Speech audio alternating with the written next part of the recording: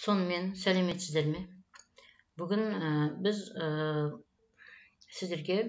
мен сіздерге күнделікті жалпы болатын күнделікті өмірдегі әрекеттерді ағылшын тілінде фразалық тіркестерді араластырып отырып айту туралы тақырыпты алдарыңызға ұсынып отырмын.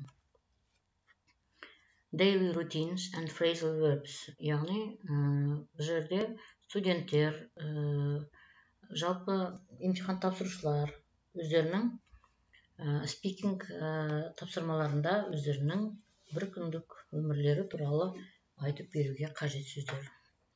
Алдарыңызға ұсынғалы отырған сұхбат, бұл сұхбат Жанна мен оның құрбысы туралы сұхбат. Сол сұхбаттың ішінде кездесетін сөздерді пайдалана отырып күнделікті өмірді айта аламыз. Hi Жанна, thanks for coming over. Сәлем Жанна дейді. Сенің келгеніңе рахмет дейді. Come over деген қонаққа келуіңе рахмет деген. Come over тек қана келу емес, қонаққа келу деген мағынада білдіреді. Бұл сондай фразалық тіркес. Come over деген келу. Come on in. Яғни come on in мұнда кіріңіз, төрлетіңіз деген мағына білдіреді. Sorry for turning up. You arrived so late. Яғни sorry for turning up so late. Яғни соншалықты кеш келгеніме кешірім сұраймын деген тіркес. Бұл жерде turn up келу деген, яғни орысша появляться, пайда болу деген мағына білдіреді. Пайда болу, so late, кештетіп келгенім үшін кешірім сұраймын деген тіркес. Thanks for inviting me over. Бұл жерде де invite someone to your house дейді. Шақырғаным үшін рахмет. Осында шақырғаным үшін рахмет. Шақыру, invite over, шақыру деген. I love that furniture. Яғни I love your furniture. Бұл сұхбатта кездескен тіркес. Бұнда Жаннаның үйіндегі жиһаздың әдемілігін сұхбатта айтқан құрбысына құрбысының жауабы мынандай, екінші құрбысының жауабы мынандай болды. It was heaven. I moved in, start living a new apartment or house дейді. Move in деген көшіп келу деген тіркес.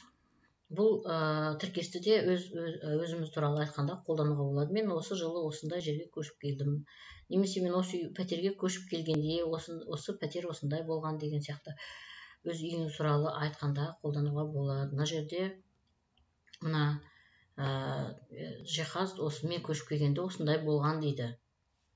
Осында болған бұл жиһаздар дейді. How are you getting on with your life as a college student?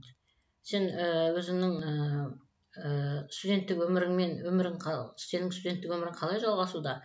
Яғни get on with деген сөйлемді біз тек қана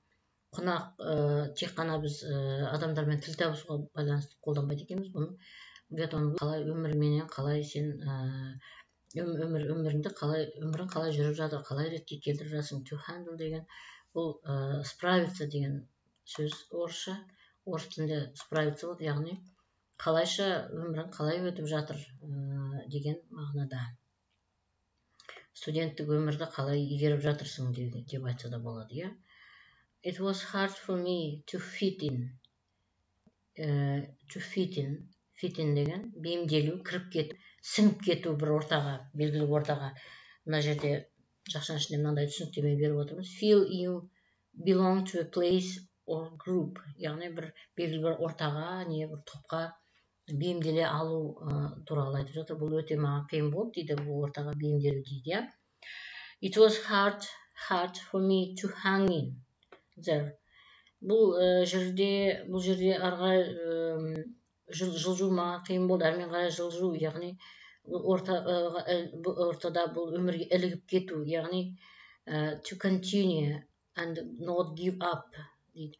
Яғни өмірді жалғастыру және де қиыншылыққа жеңілмеу. Not give up деген бас тарту, жеңілу деген мағына болса, not give up, яғни жеңілмей алға қарай жылжу деген мағына тұр. Hang in деген мына жердегі тіркес сонда мағына білдіріп тұр. I finally made a few good friends to hang out with. Яғни бұл жерде to hang out деген бұл жерде тіркес. Бұл тіркестің мағынасы to hang out with. Бұл бірге жүру, араласу, орысша тусоваться деген сөз. Тусоваться. Мына жерде достармен бірге қыдыру деген мағына. Әр жаққа шығу. Мына жерде сонымен қатар make friends деген фразалық тіркесті кездестіріп отырмыз. Бұл made friends, яғни достастым дейді. Мен соңында көп достарым болды дейді. Солармен қыдыратын достар таптым деген сөз мына жерде. Сонымен қатар wake up'ты біз бәріміз білеміз. Бұл қиын емес. Бұл әр жерде қолданып жүрген сөз. Келесі бізде I can do without it. I can do without it деген сөз. Бұл I can do'ды айтпас бұрын біз мына workoutқа тоқтала кетейік қазір. Workout деген мына жерде жаттығу жасау деген мағынада қолданылып тұр. I work out every morning. Яғни мен күнде жаттығу жасаймын дейді. Күнде таңертең жаттығу жасаймын. Do exercise деген оның мағынасы жаттығу жасаймын деген бәрімізге белгілі. Сонымен қатар жаттығу жасаймын деген work out деген тіркеспен айтуға болатынын осы сөйлемде беріліп тұр.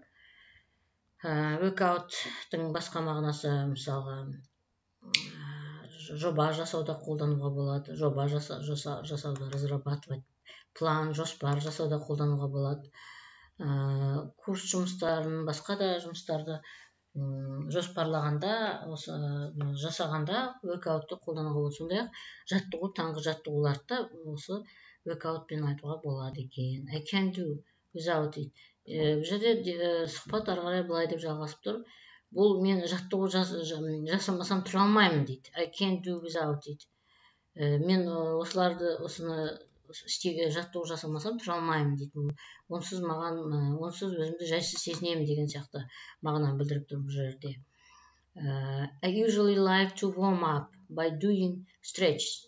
Мен әдетте дейді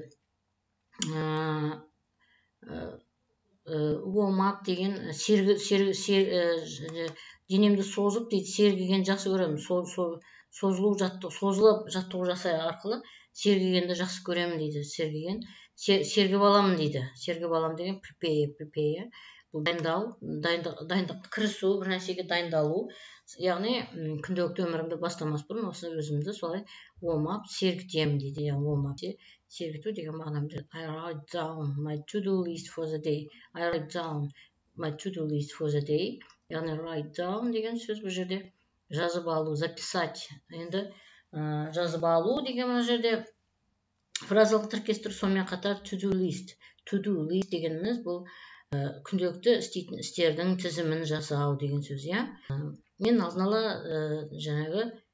мен өзімнің күнделікті жоспарымды жазып отырамын дейді, жұмыстар тізімін жазып отырамын. I always plan my day ahead. Мен әрқашан өзімнің жасап отырамын дейді. Келесі I do my best to stick to it. I do my best to stick to it. Stick to деген бұл жерде тіркес, бұл жоспарға сәйкес қимылдау. Жоспарға сәйкес қимылдау, жоспар бойынша, мақсат бойынша әрекет ету. Бұл да күнделікті өмір туралы айтқанда қолдану өте тиімді тіркес.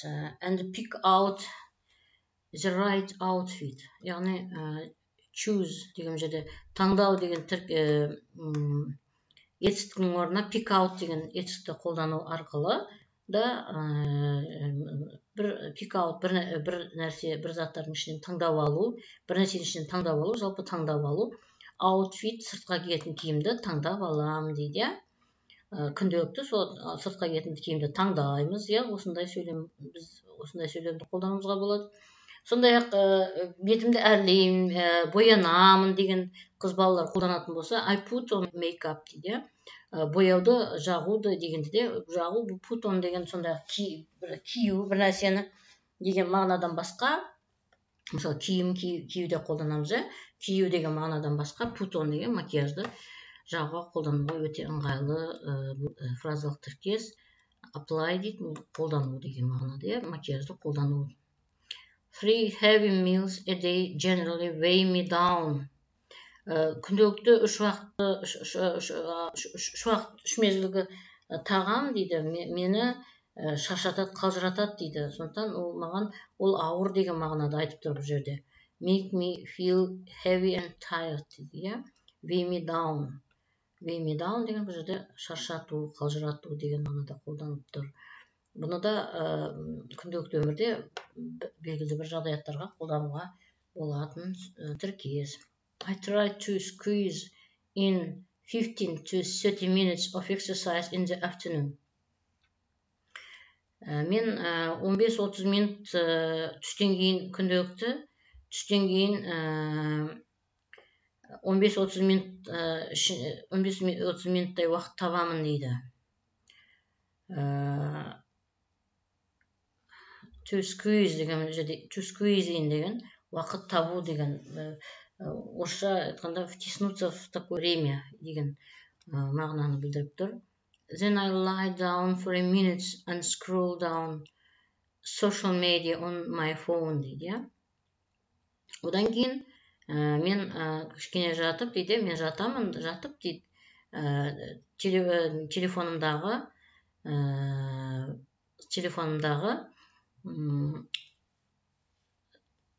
әлеуметтік желіге кіріп дейді, кіру үшін scroll down, жаңағы мына жерде scroll down деген телефонның экранын төмен қарай жүргізу деген мағына білдіреді мына жерде.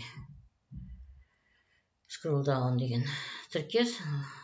Бұл біздің күнделікті әдеттегі ісіміз, бұл күнделікті күнде таңертеңнен кешке шейін кейбіреулер телефонын ары бері экранын түртіп төмен қарай тартып ақпарат іздейді, соны scroll down деп айтамыз.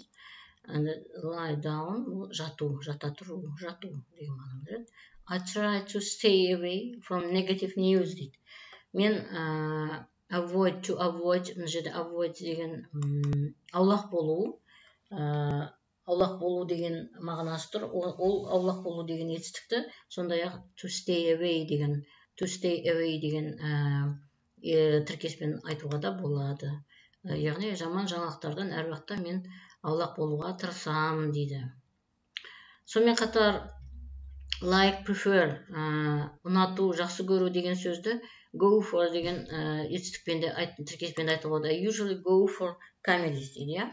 Мен әдетте комедияларды таңдаймын дейді. Go for деген таңдаймын деген сөзім, ұнатамын деген. I feel in my journal and reflect. Мен өзімнің журналымды жазамын және reflect on деген ойлап жүремін деген сөз. Ойлаймын дейді. Сол туралы ойлаймын дейді.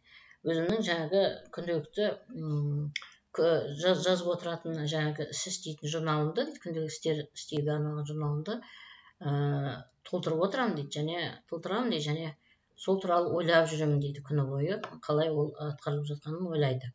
And try out new things all the time дейді. Және де істеген істердің бәрін дейді,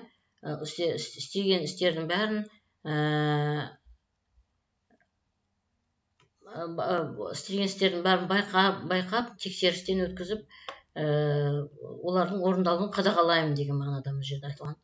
I just want to point out that a journal is really helpful. Мен және point out деген жерде фразалық тіркес шықты. Сонымен қатар мен атап көрсеткім келеді дейді, атап айтқым келеді. Шындығында да бұл журнал жазу,